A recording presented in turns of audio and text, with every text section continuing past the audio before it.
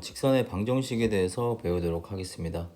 우리가 중학교 때는 정비례부터 시작을 해서 y는 ax라는 모양의 직선을 제일 먼저 처음에 다뤘어요. 그 다음에 1차 함수식이라는 걸 배워서 정비례 그래프를 y축의 방향으로 b만큼 평행이동한 모양은 어떻게 생겼을까에 대해서 얘기를 했었죠. 그래서 중학교 때 다뤘던 얘기는 거의 메인 포인트는 y는 ax 플러스 b 모양의 1차 함수식을 거의 주로 다뤘습니다. 그래서 1차 함수식을 구하는 방법을 배우고 기울기의 정의에 대해서 배우고 y절편의 의미에 대해서 배우고 그래서 여기 a자리는 기울기고 여기 b자리는 y절편이구나 라는 식으로 함수로서 우리가 해석을 하기로 했죠. 근데 우리가 이제 고등학교에서는 y는 ax 플러스 b의 모양은 너무 많이 다뤄봤기 때문에 이제는 직선의 방정식으로서 미지수가 두 개인 1차 방정식, 그러니까 ax 플러스 by 플러스 c는 0 꼴의 모양을 이제 조금 다뤄보려고 해요. 얘는 많이 다뤄봤으니까 이런 모양을 조금 소화해보자 라는 거죠. 그래서 일단 제일 먼저 배워야 될 것은 우리가 중학교 때 1차 함수식을 구하는 4가지 방법을 배웠어요. 그래서 첫 번째 같은 경우에는 기울기랑 y절편이 주어져 있을 때, 두 번째는 기울기랑 한 점이 주어져 있을 때, 세 번째는 서로 다른 두 점이 주어져 있을 때, 마지막으로 x절편과 y절편이 주어져 있을 때, 이런 식으로 4가지 방법으로 1차 함수식을 구하는 방법을 배웠습니다. 이제는 우리가 1차 함수식 뿐만 아니라 직선의 방정식으로서 해석을 하고 싶으니까 이걸 비교 체험하기 위해서 왼쪽에는 1차 함수식으로 한번 구해볼 거고요. 1차 함수식이라고 쓰지 말고 y는 ax 플러스 b의 모양이라고 쓸게요. 자, 오른쪽에서는 이제 직선의 방정식으로서 우리가 어떻게 구할 것인지에 대해서 얘기를 해볼게요. 여기는 중학교 레벨이라면 여기 부분이 이제 새로 배우는 친구들인 거죠. 자, 예시를 들면서 설명을 할게요. 첫 번째 같은 경우에는 예를 들어 기울기가 2이고 y절편이 1인 1차 함수식을 구하시오 라는 문제가 있다면 A 부분이 기울기였고 B 부분이 y절편이었기 때문에 바로 그 자리에 2와 1을 대입해서 1차 함수식을 구할 수 있었어요. 이 방법은 너무나 편하기 때문에 우리가 고등학교에서도 똑같이 기울기와 y절편이 주어져 있다면 그냥 y는 기울기 x 플러스 y절편이라고 쓰는 편입니다. 이 방법이 너무 편하니까. 자, 그래서 이 첫 번째는 똑같아요. 얘는 중학교 때 배웠던 방법과 똑같이 사용할 겁니다. 자, 이번엔 기울기랑 한 점이 주어져 있을 때를 얘기를 해볼게요. 예를 들어서 기울기가 2라고 하고 1,1을 지나는 1차 함수식을 찾아볼게요. 중학교 때는 이 문제를 어떻게 풀었었냐면 기울기는 주어져 있으니까 y는 2x라고 쓰고 y절편은 모르니까 이제 플러스 b의 모양으로 썼어요.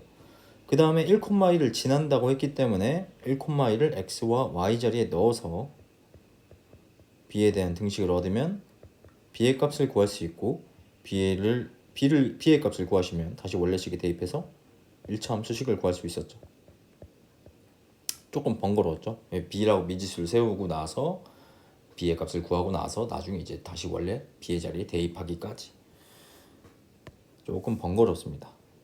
그래서 우리가 고등학교 때는 조금 더 간소하게 쓸 건데 어떤 식으로 쓸 거냐면 이런 식으로 쓸 거예요. y-1은 2배의 x-1. 이런 모양에 대해서 얘기를 해볼게요. 왜 이런 식의 등식이 나왔는지에 대해서. 직선의 방정식이라는 것은 방정식의 의미를 먼저 조금 아셔야 되는데, 방정식은 어떤 특정한 값을 넣었을 때 참이 되기도 하고 거짓이 되기도 하는 등식을 우리가 방정식이라고 하기로 했어요. 여기 있는 1,1을 지난다는 말은 1,1을 x와 y 자리에 넣었을 때 성립한다는 뜻이고, x와 y 자리에 1을 넣었을 때 성립하려면 이런 모양을 써준다면 x와 y 자리에 1을 넣었을 때 당연히 항상 성립할 거예요. y자리에 1 넣으면 1 빼기 1이라서 0이고 x자리에 1 넣어도 1 빼기 1이라서 0이니까. 그래서 이제 기울기가 2니까 x의 개수를 2로 맞춰주기 위해서 전체에 2를 곱해준 거죠. 그러면은 우리가 구하고 싶었던 직선의 방정식을 구한 거예요. 실제로 이걸 전개를 해보시면 EX-1이 똑같이 나옵니다. 그래서 중학교 때 배웠던 방법은 괜찮긴 한데 이제 우리는 방정식으로서 해석을 하고 싶은 거기 때문에 웬만하면 이 방법을 써주는 걸 추천드립니다. 방정식으로서 우리가 이해를 하고자 하기 때문에. 자, 이번엔 세 번째 경우를 볼게요. 서로 다른 두 점이 주어져 있을 때, 예를 들어서 1,1과 2,3을 지나는 1차 함수식을 구할 때는 우리가 뭘 먼저 했었냐면 기울기의 정의에 의해서 x의 변화량분의 y의 변화량으로 기울기를 먼저 구했어요. 기울기가 2구나. 그러면은 똑같이 y는 2x 플러스 b라고 쓰고 나서 이 주어진 두 점 중에 아무 점이나 한 점을 대입해서 b에 대한 등식을 얻고 b의 값을 구하고 나서 다시 원래 b의 자리에 대입을 하고 1차 함수식을 썼었죠. 뭐 이런 식으로 계산을 했었는데 우리가 고등학교 때도 비슷한 방법으로 할 거예요. 근데 이제 아까 보셨듯이 b라고 y절편 자리를 b라고 두고 이제 b를 구하고 다시 넣고 라는 이런 번거로운 작업들을 생략하고 기울기만 일단 바로 구하시고 기울기가 2라는 걸 아니까 두 점 중에 아무 점이나 저 이번엔 요 점을 써서 식을 써볼게요. y-3 x-2는 이라고 써주고 나서 x의 개수가 2가 되도록 기울기가 되도록 여기 전체 괄호치고 2배 해주자. 이런 식으로 써주면 서로 다른 두 점이 주어져 있을 때 직선의 방정식을 조금 더 편리하게 구할 수 있게 되겠죠. 중학교 때는 네 번째 x절편 y절편이 주어져 있을 때는 사실상 이 세 번째 방법과 똑같이 했어요. 무슨 말이냐면 예를 들어서 x절편이 2이고 y절편이 4라고 해볼까요? 자, x절편이 2이고 y절편이 4인 1차 함수식을 구할 때는 x절편이 2라는 것은 2,0을 지날 것이고 y절편이 4라는 것은 0,4를 지날 것이니까 이 두 점을 이용해서 기울기를 구하고 기울기를 구했으면 y는 기울기 x 플러스 b라고 쓰고 나서 문제에서 주어진 y절편을 그대로 b자리에 갖다 쓰자. 그래서 이 b자리에 4라고 갖다 쓰자. 뭐 이런 방식으로 우리가 했었죠. 고등학교 때는 우리가 조금 더 편한 방법으로 할 겁니다. 예를 들어서 여기 있는 문제가 똑같이 있다고 해볼게요. x절편이 2고 y절편이 4라고 한다면 우리가 사실상 2,0과 0,4를 지나는 두 점이라고 해석하는 부분은 똑같아요. 근데 이제 2,0을 넣었을 때 성립해야 되고 0,4를 넣었을 때 성립하도록 식의 모양을 맞춰주자는 거죠. 예를 들어서 2분의 x 더하기 4분의 y는 1이라는 식을 보시면 여기 있는 2,0을 대입을 하면 x 부분이 2분의 2가 될 거고 y 부분은 아예 사라져서 1이 될 겁니다. 얘는 x절편의 값을 여기 있는 분모 자리에 써준다면 항상 성립한다는 거죠. 똑같이 y절편의 값을 여기 y의 분모 자리에 똑같이 써준다면 항상 y절편분의 y가 돼서 1이 될 거니까 이 식 자체가, 이 방정식 자체가 우리가 알고 싶은 직선의 방정식이 된다는 거예요. 그래서 절편이 주어져 있으면은 x절편과 y절편 둘 다 주어져 있다면 x절편분의 x 플러스 y절편분의 y는 1이라는 방정식 가지고 우리가 쉽게 직선의 방정식을 구하실 수 있다는 거죠. 중학교 때 했던 방법이 나쁜 방법은 아닌데 이제 우리가 방정식으로서 해석을 하실 거면은 웬만하면은 여기 있는 방법을 자주 이용해 주시고 함수는 조금 상황에 따라서 필요하다고 생각할 때만 사용해 주시는 게 일단 좋을 것 같습니다. 공부하실 때는. 자, 그러면은 각각의 모양에 대해서 얘기를 해드렸는데, 자, 제가 계속 요렇게 써져 있는 친구는 1차 함수식이라고 했고, 요렇게 써져 있는 친구는 직선의 방정식이라고 했는데, 사실 둘 다 직선이에요. 1차 함수식도 직선이고, 얘도 직선의 방정식이고, 오른쪽에 있는 이 친구도 직선의 모양을 가지고 있으니까 직선의 방정식입니다. 그래서 똑같은 직선의 방정식이니까 구분하기 위해서 각각의 이름이 있는데요. 이 친구는 우리가 이제 보통 표준형이라고 부를 거고요. 이 친구 오른쪽에 있는 친구는 일반형이라고 부를 겁니다. 표준형이라고 하시면 어떤 느낌으로 생각하시면 되냐면 이제 예쁘게 정리되어 있는 모양이라고 생각하시면 되고요. 일반형은 아무렇게나 나열돼 있고 이항돼 있고 계산 안 돼 있고 뭐 이런 것들이 다 일반형이라고 생각하시면 돼요.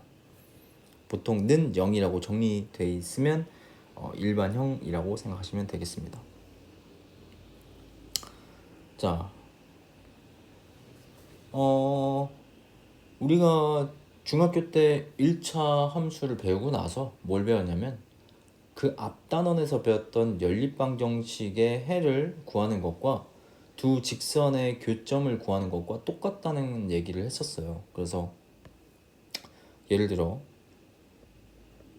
이제는 우리는 직선의 방정식을 배웠으니까 직선의 방정식 일반형으로 한번 써볼게요. 자, ax 플러스 by 플러스 c는 0이라는 직선과 a'x 플러스 b'y 플러스 c'은 0이라는 직선이 있다고 합시다. 자, 요 친구를 1번 직선, 요 친구를 2번 직선이라고 하시면 1번 직선과 2번 직선의 교점을 찾는 것과 이 교점의 x, y 좌표를 찾는 것과 이 두 친구를 연립하는 것과 연립이죠. 연립과 교점 찾기가 사실상 논리적으로 똑같다 라고 배웠어요. 그래서 우리가 이제 직선의 방정식에서 교점을 자주 찾으실 텐데 그럴 때마다 예전에 배웠던 연립방정식을 이용해서 연립을 해주시면 될 겁니다. 근데 그렇게 쉬운 문제만 나와 있진 않나요? 우리가 이제 어떤 거를 조금 해보고 싶냐면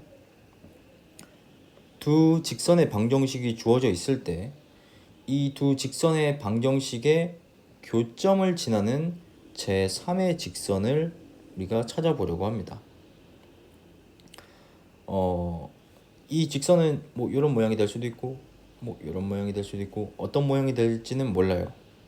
자, 그러면은 이런 모양을 방정식을 직선의 방정식을 쓰는 거에 대해서 얘기를 해볼게요.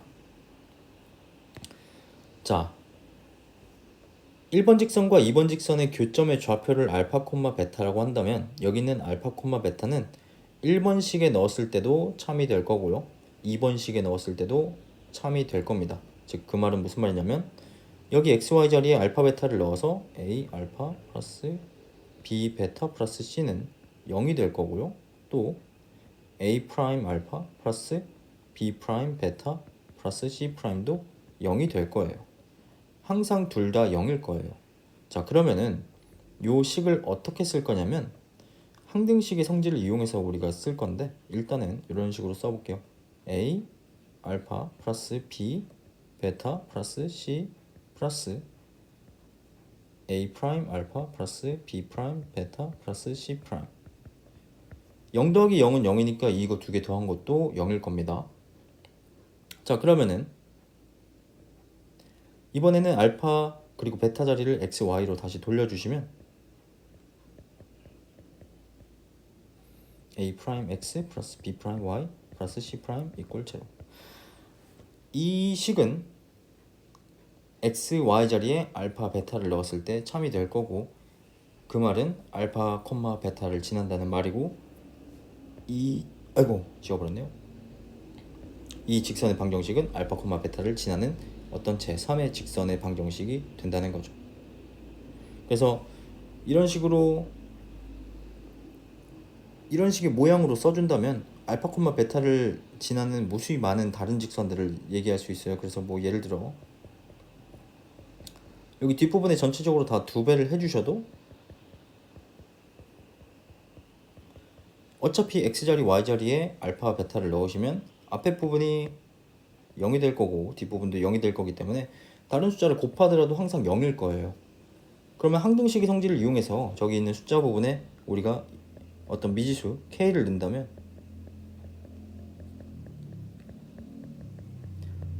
플러스 c 프라임은 0이라고 쓴다면 여기 제가 쓴 이 직선의 방정식은 x, y 자리에 알파, 베타를 넣으시면 앞에 부분, 뒤에 부분이 모두 0이 될 거고 0 더하기 0은 0이니까 항상 참이 될 거고 그 말은 알파, 베타를 무조건 지날 수밖에 없는 어떤 제3의 직선의 방정식이 된다는 거죠.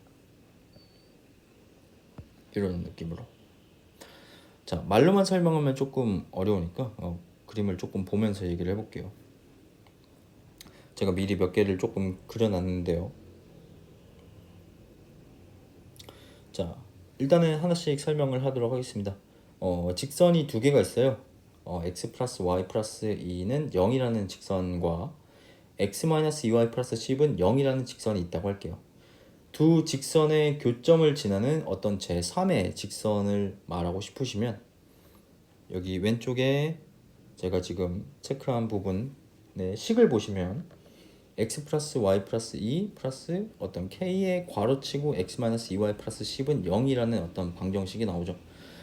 어떤 그 두 직선의 교점의 좌표를 알파, 베타라고 한다면 이 방정식은 항상 알파, 베타 x, y 자리에 넣었을 때 참이 될 거고 알파, 베타 지날 수밖에 없는 어떤 제3의 직선의 방정식이 될 거예요.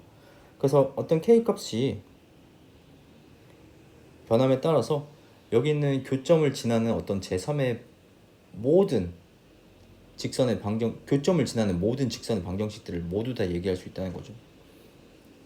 여기 있는 k 값이 음수면은 이렇게 아래쪽에 형성될 거고 사이 쪽에 x-2y 플러스 10은 0의 직선의 아래쪽에 있을 거고 k가 양수면 그 위쪽에 있을 거고. 그래서 교점을 지나는 모든 직선을 얘기하고 싶으시면 보통 이런 식으로 항등식의 성질을 이용해서 우리가 제3의 직선의 방정식을 찾는 편입니다. 하나 조심하셔야 될 거는 교점을 지나는 모든 직선은 아니에요. x-2y 플러스 10은 될 수 없습니다. 저 주황색 직선이 점점 가까이 가지만 닿진 않죠. 네, 그래서 x-2y 플러스 10을 제외한 나머지 교점을 지나는 모든 직선을 얘기하고 싶으시면 아까 말씀드렸듯이 이런 모양으로 써주시면 됩니다.